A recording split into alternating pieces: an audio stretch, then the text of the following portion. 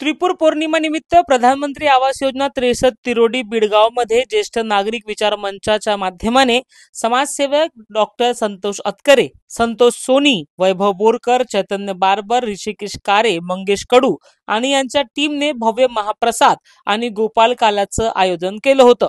या महाप्रसादाचा प्रधानमंत्री आवास योजना 63 च्या प्रत्येक नागरिकांनी लाभ घेतला आणि दाखविलं की प्रधानमंत्री आवास योजना 63 मध्ये सर्व नागरिक एकत्र आहे आणि इथे सामाजिक एकता नांदत असते।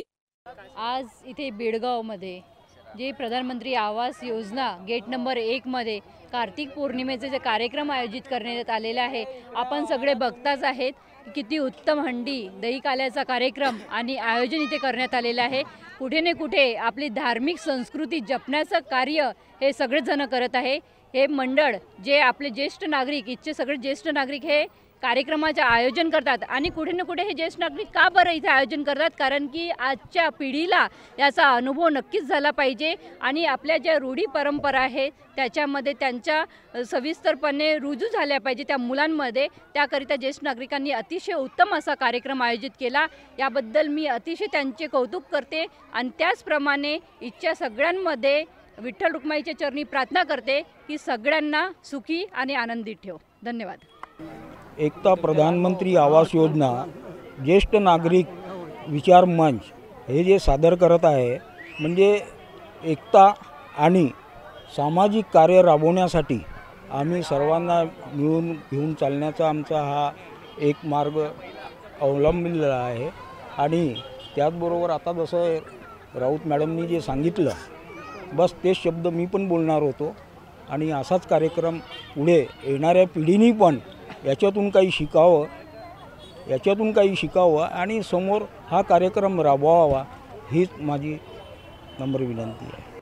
नमस्कार, मी डॉक्टर संतोष अतकरे, PM आवास योजना 63 आणि हा कार्यक्रम एक म्हणजे जे आमचे जे ज्येष्ठ नागरिक आहे, ताई आले, सगळे आले, यांच्या नेतृत्वामध्ये आम्ही हा ऑर्गनाईज केला आहे वाला कार्यक्रम आणि खूप छान वाटला आम्हाला इथं हा कार्यक्रम असा करून, कारण की आमचे खूप म्हणजे ज्येष्ठ जे नेते आहेत ते वाले त्यांच्यापासून आम्हाला भरपूर सारं शिकायला मिळते आणि आम्हाला असं वाटते की त्यांच्या मार्गदर्शनावर आम्हाला चालायला पाहिजे आणि आम्ही त्यांच्यासोबत हमेशा राहतो आणि भरपूर सारे मतलब 63चे जे माझे सगळे भाऊ, माझे बहीण, माझ्या आई ह्या सगळ्यांना पूर्ण मदत करते। हे सगळे लोक इथे येते आणि या कार्यक्रमात आपली उपस्थिती ठेवते।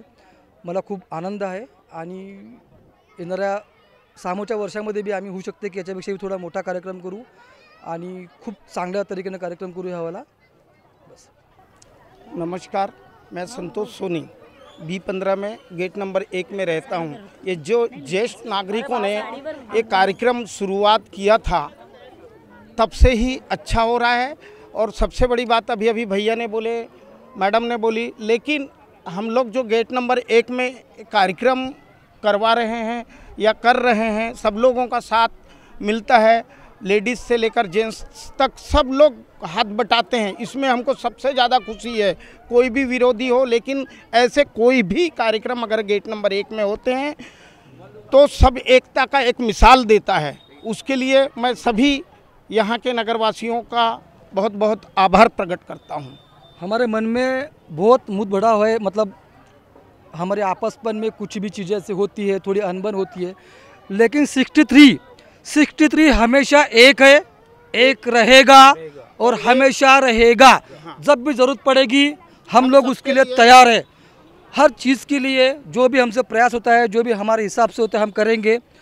और हम लोग बाहर ऊपर में भी बात करके मतलब बहुत सारी चीज़ें करते हैं।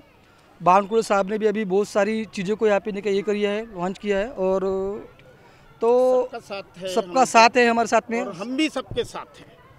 और बस हम चाहते हैं कि 63 का विकास हो। 63 का विकास हुआ मतलब हमारा विकास हुआ। प्रधानमंत्री आवास योजना खसरा क्रमांक 63 गेट नंबर 1 मध्ये ज्येष्ठ नागरिकातर्फे आजचा हा कार्यक्रम राबवण्यात येत आहे कार्तिक पौर्णिमेनिमित्त आणि असंच प्रत्येक वर्षी राबवत राहणार। मागच्या वेळेसही छान झाला, यावेळेसही पुष्कळ छान आणि सामोरे छानच होणार असे मी भगवंतातर्फे कृपा करून आपले 2 शब्द संपवते। नमस्कार।